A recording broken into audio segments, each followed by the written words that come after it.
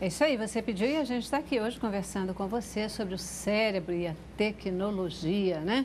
Um assunto realmente importante da gente começar a tratar. E então, essa questão, quanto a tecnologia ela pode efetivamente ajudar no desenvolvimento emocional do indivíduo e particularmente das crianças? Hoje as crianças têm acesso à tecnologia muito mais cedo, né, do que nós tivemos, né? Já veio bebês que já fazem uso de aparelhos, de iPads, de iPhones, através de aplicativos infantis, né? E, então, eles são estimulados muito mais cedo do que nós fomos. Mas, por outro lado, eles perdem muito também da estimulação criativa, que fica limitada diante da tecnologia. O lúdico, não é? Que é essencial para o desenvolvimento global da criança, né? E isso com certeza se reflete na aprendizagem, né? Assim, a questão toda eu vejo que é dosar. A dosagem do tempo, o limite, ele é fundamental para essa construção saudável, né? Para salutar, né? Para realmente se tornar um benefício no desenvolvimento do ser humano, né, Ana Paula? Ajuda ou atrapalha? Tudo sem limite atrapalha, né? Então, tudo tem que ser dosado. Agora, teve uma pergunta, Celeste, que você fez, que é interessante, e que nasce um grande mito, eu acho que principalmente para os pais, que é, as crianças são mais inteligentes hoje? Então, assim, o que acontece? Os pais criam dentro da cabeça um mito de que as crianças são realmente muito mais inteligentes que eles. E isso ocasiona uma falta de poder, o que as nossas colegas devem estar vendo nos seus consultórios. Eu achei fantástico que tu tenhas abordado, porque é exatamente isso que acontece. E isso não é uma verdade. É uma meia absoluta. Verdade. Ela não é uma verdade absoluta. Ela é uma meia né? verdade. Por quê? O que a gente vê hoje cientificamente é que realmente as crianças estão mais inteligentes na inteligência abstrata. Então, são crianças que têm um imaginário campo abstrato... de visão diferente, né? Diferente. Então, eles têm um cérebro, é como se fosse a forma deles lidarem com o mundo é diferente, Só que isso não quer dizer que eles sejam mais inteligentes que as outras gerações, de um modo geral. Então, o que acontece? Como a inteligência abstrata deles é muito grande, eles têm muita fluência nas tecnologias. Isso pode criar um falso mito de que os pais não sabem mais viver no mundo. Porque como eles é que fazem? Tem algum problema na TV a cabo? Pede ao filho, então, para resolver. Eu tenho um problema aqui, entrou um vírus no meu computador? Pede ao meu neto que ele vem resolver. Exato. Eu não posso resolver. A nossa geração ficou acuada numa situação ruim até, de falta de autoridade. Porque como eu não conheço, eu não sei, eu sei muito menos, então eu prefiro que ele dite as regras. Agora, o que acontece? Como esse indivíduo, ele tem uma inteligência abstrata fenomenal, muito, não digo muito superior à nossa geração, né? Mais apurada, mas né? muito diferente, a inteligência emocional dessas crianças não foi construída ainda. O que os nossos pais e nossos avós têm essa construção diferenciada. Então, nós precisamos pegar o nosso lugar na sociedade. Nós não somos menos inteligentes que essas crianças. Nós temos diferentes cérebros que essas crianças e nós temos capacidades diferentes, o que faz uma união perfeita. O que precisa esses pais tirarem esse mito de que eu não sou inteligente. Alienados, tem pais até que parece que se tornam alienados frente a seus filhos. E isso aí cria uma série de questões emocionais e transtornos que geram situações de conflito dentro da escola, que se refletem na sociedade, dentro de casa, que se reflete na sociedade e, obviamente, na escola e na sociedade. Outro ponto os importante. Caminhos são... Acaba invertendo os papéis. Outro ponto importante que a doutora está falando é sobre a escola. Os professores e pedagogos estão perdidos. Nós não sabemos o que construir com esses indivíduos, porque esses indivíduos não chegam mais com a dúvida. Por quê? A dúvida eu tiro no Google.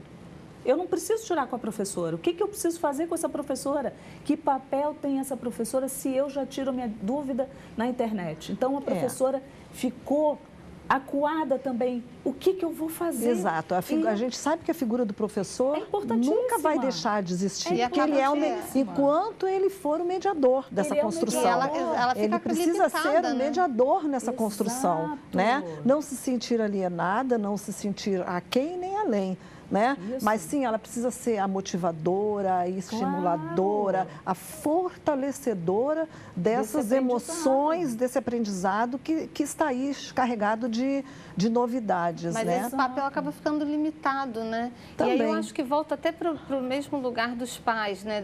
Dos papéis estarem sendo experimentados de uma forma diferente, né? A autoridade, aquele que detém o poder né? acaba se invertendo, porque o aluno muitas vezes acaba não precisando mais dessa intermediação do professor. Ele não precisa. Ele pensa que ele não precisa. Ele acredita que não precisa. Porque a professora tem uma forma também de construir o emocional dessa criança. Eu fico pensando que na sua aprendizagem, no desenvolvimento dessa ensinagem e dessa aprendizagem. Claro, né? Até mesmo antes dessa eclosão toda da tecnologia, né?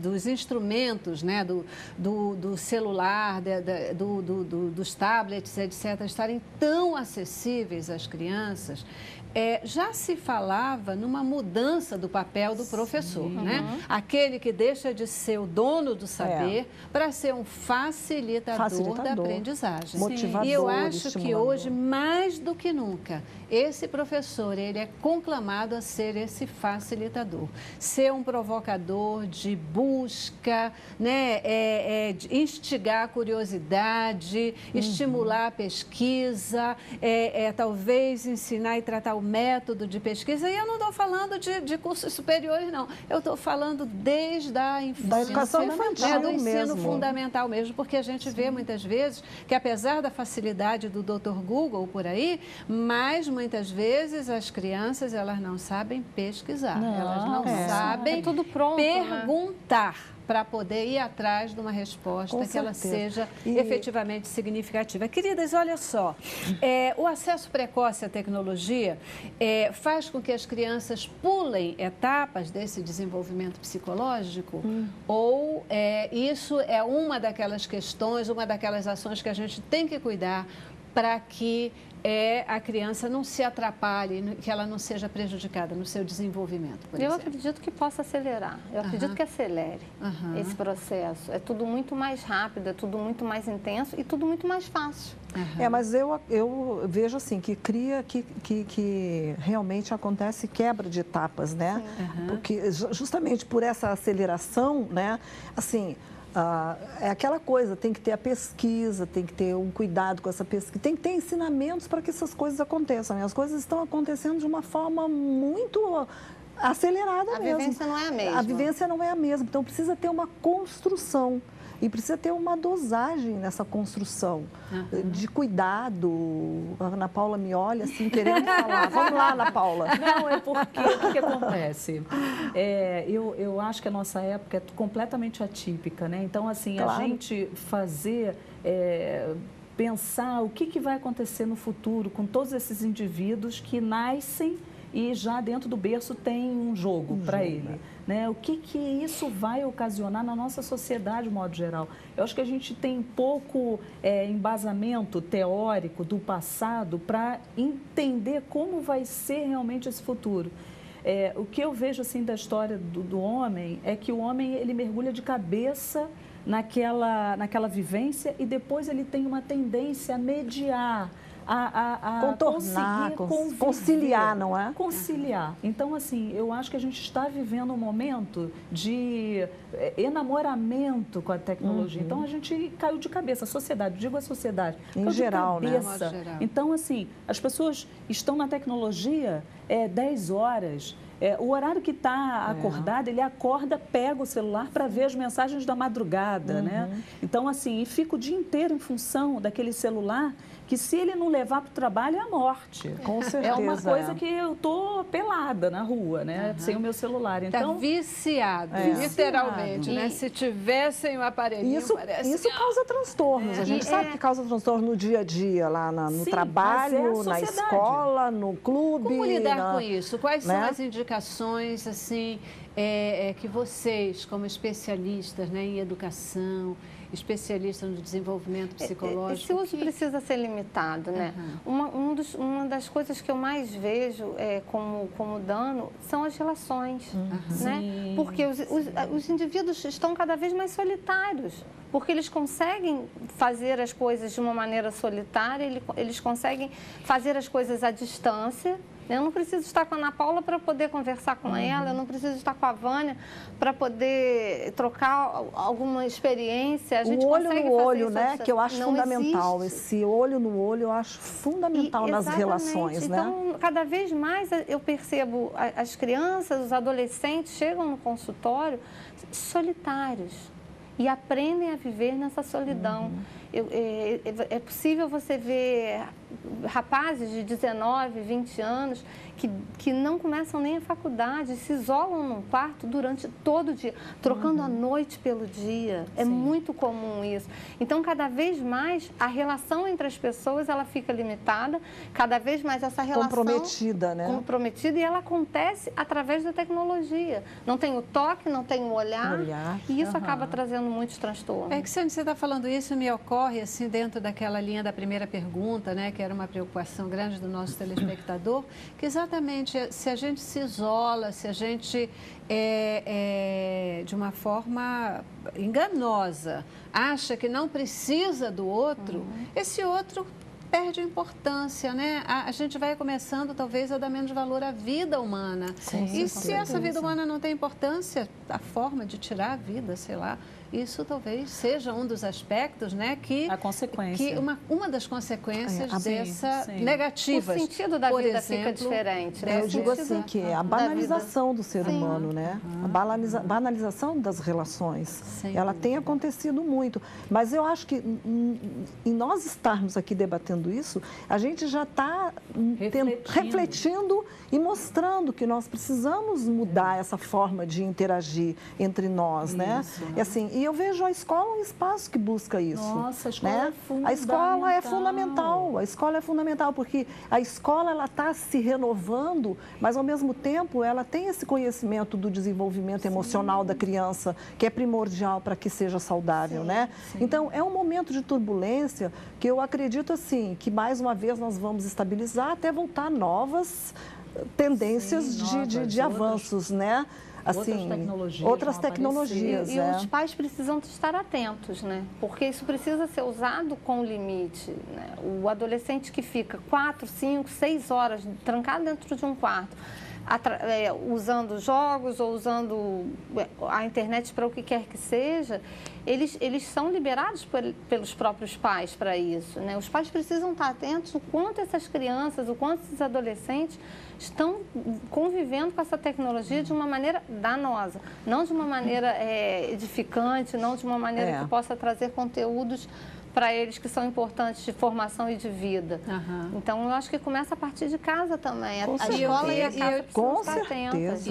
E eu diria agora porque não fica nem trancado no quarto, né? Fica na sala, fica no meio, no ambiente onde estão os outros, mas também isolado, porque está no telefone, porque está no tablet, porque está no computador. Quer dizer, está no circuito, mas está fora dele. Está fora do circuito. A família, eu acho também que tem que compreender esse indivíduo. Esse indivíduo vive um mundo desse tipo, o ambiente dele é nesse tipo. Então, assim, a família não pode proibir.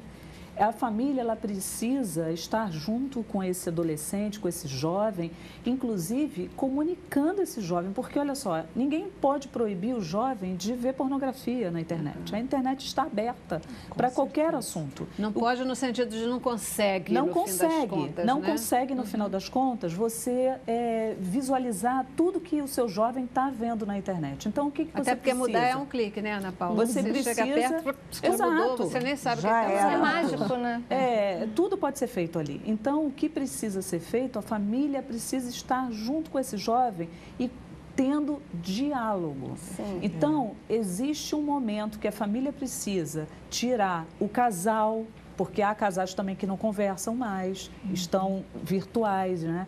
Então, o casal, a família, os filhos, sobrinhos, primos, professores, todas as pessoas que estão pensando, eu não tenho como resolver, essa situação está muito difícil para mim, eu não sei o que fazer, meu filho, ele agora só fica na internet, eu não tenho nenhum tipo de comunicação.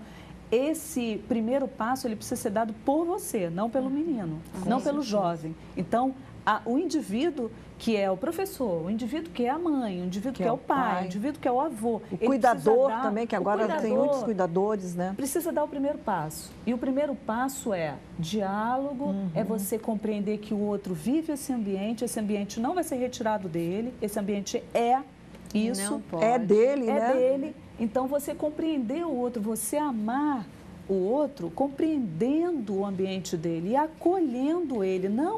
Não, você não vai ver pornografia, você não vai fazer isso, não, você tem que aconselhar. Afetividade é tudo nesse momento, né? Que aquilo é edificante ou não é edificante, acolhimento. que é positivo. Eu acho que uma coisa importante, até em cima disso que você está trazendo, Ana Paula, é porque assim, por que esse jovem precisa ficar tanto tempo acessar, né, em acesso à tecnologia? Como é que é o clima dessa casa? Como é que são essas relações na família que ele precisa sempre estar se afastando? Para que ele precisa estar afastado da relação com a família? Qual é o ambiente familiar existente, né? Eu acho que esse é um ponto né? muito legal que vocês acabaram de tocar, né? Porque é a grande pergunta, qual é o ambiente familiar, qual é o ambiente relacional na escola, entre os amigos, que faz com que esse jovem ele opte por estar com um aparelhinho em vez de isolado, estar usufruindo, né, da companhia um do outro e podendo privilegiar só essa questão da maquininha. Eu já preciso fazer mais um intervalo, vou dar paradinha e volto para a gente começar a tratar um pouquinho também dessa questão, né? Como fazer um bom uso da tecnologia na escola, em casa, como a gente aproveitar ao máximo essa coisa que está chegando aí, que a gente fala, tirar jamais, muito pelo contrário, o grande trabalho é promover a inclusão social, a inclusão digital, né? Das pessoas, dos adultos, das crianças. Qual é a idade certa? Existe idade certa para a gente fazer uma introdução da criança no mundo da tecnologia? Esse mundo que, vamos combinar, é uma delícia. Vamos lá. Intervalo.